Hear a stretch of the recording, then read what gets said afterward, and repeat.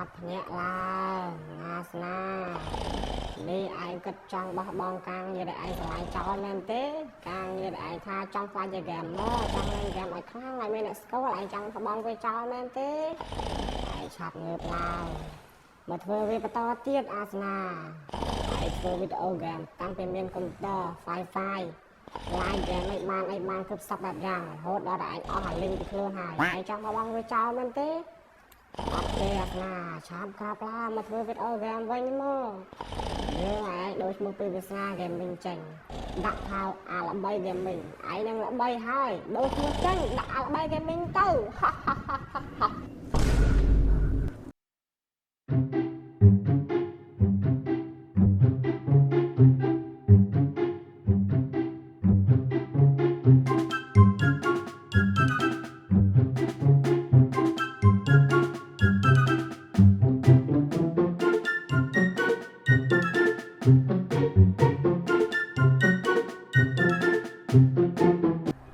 ខ្ញុំត្រូវថតវីដេអូវិញខ្ញុំនៅតែត្រឡប់មកធ្វើវីដេអូហ្គេមវិញហើយទៅបាន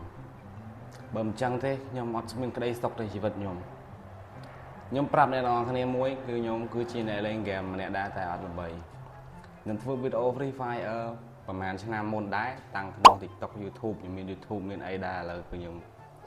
លក់អស់ហើយខ្ញុំមានកុំព្យូទ័រមានអី live មានអីពីមុនឥឡូវគឺឡើងមានទៀតហើយពេលហ្នឹងខ្ញុំគិតថា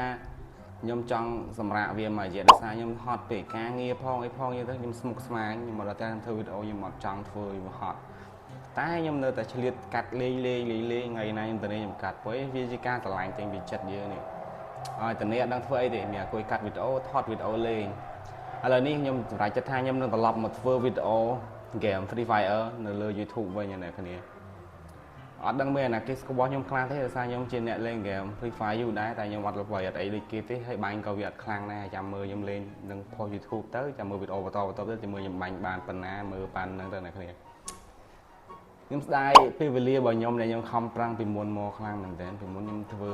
ពីទូរស័ព្ទមួយដល់ខ្ញុំមានកុំព្យូទ័រមាន Wi-Fi មានអីអាច live បានអីបានដល់ឥឡូវគឺអាលីងឆេញ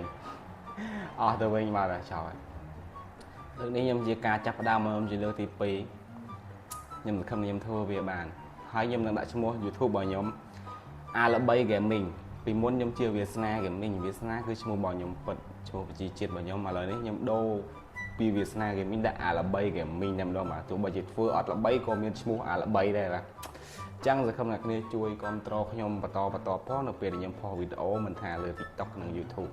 អរគុណច្រើនអ្នកនរគ្នាបាយបាយវីដេអូនេះមានប៉ុណ្ណឹងដែរខ្ញុំចង់ប្រាប់ថាខ្ញុំគឺជាអាល្បី Gaming